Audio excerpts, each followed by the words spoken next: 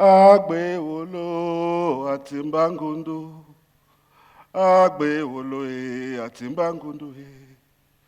Weye umaweya weyanje. Weya umamo kakangmema. Now there is a song that my mother sings. I hate it. My name is Eric Ngalle Charles. When I was 12 months old, my father died. I spent 16 years of my life with my father's family. At the age of 17, I had A-levels. When I came home to tell my mother that I'd passed my exams, my mother was in the kitchen, she was crying. Now, seeing one's mother cry is never a good sign.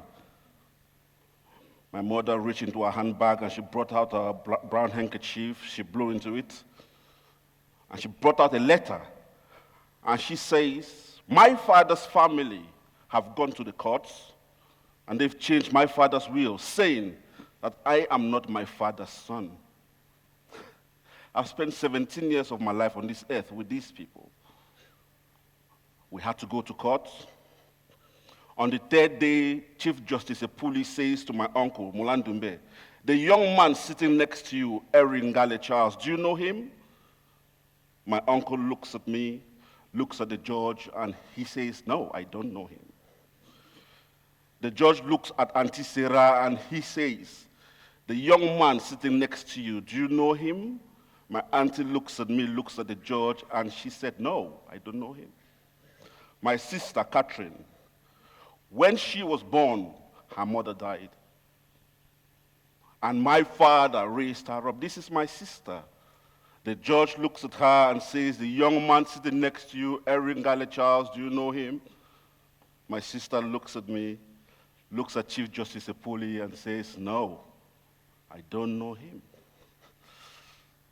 The judge calls my mother and says, unfortunately, this is not Eric Ngalle Charles.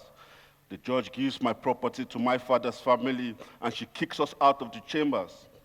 My mom could not afford to pay the transport fare home, so we cut behind the courtyards. By the time we got to the village, men, women, they were standing outside drinking parlors, and they were cursing my mother, mocking her. And I looked at my mother, I was at all, and my mother is crying. I decided I was going to burn down my father's house and anyone that was in it. That evening, I armed myself with the matches and a box of petrol. Even the night was silent, as if it were holding its breath.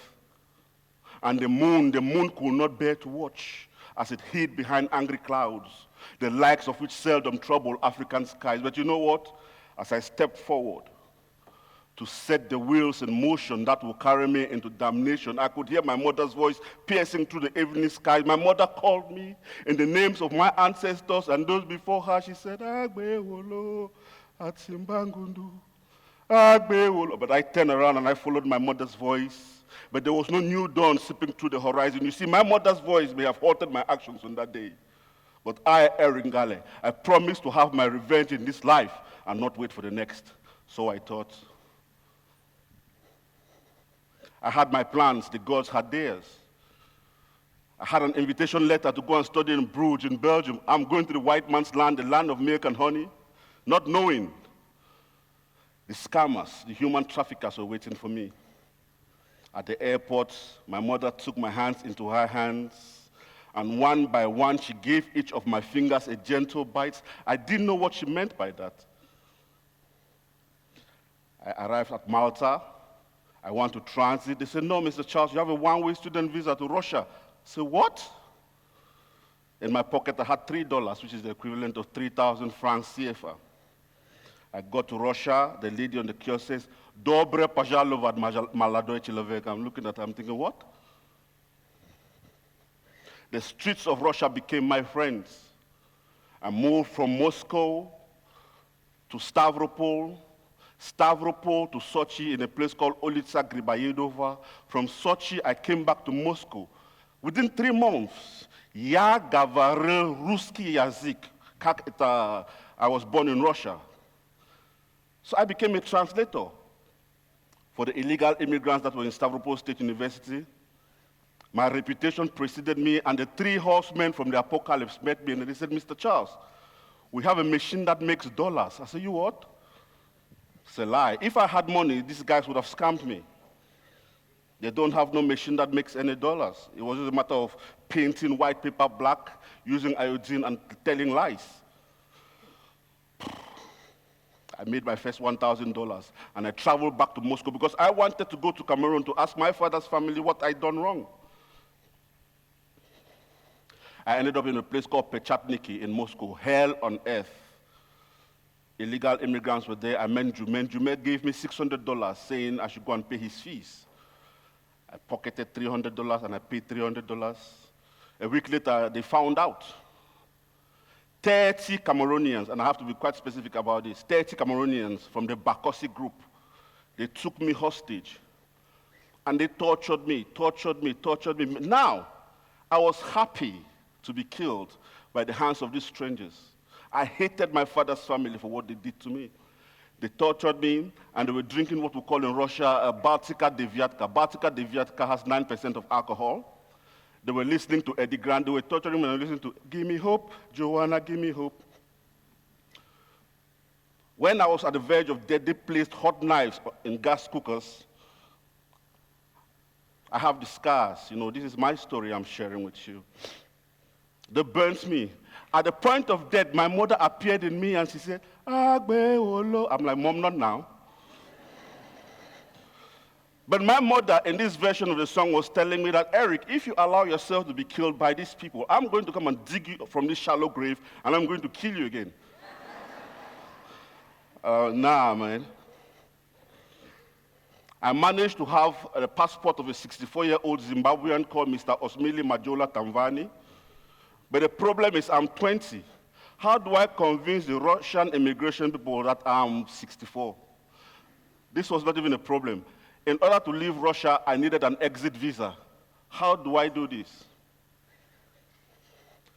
On 29th of July, 1999, I boarded the British airline flight from Sheremetyevo, Heathrow, Johannesburg, Harare. After all, I was a Zimbabwean from Bulawayo.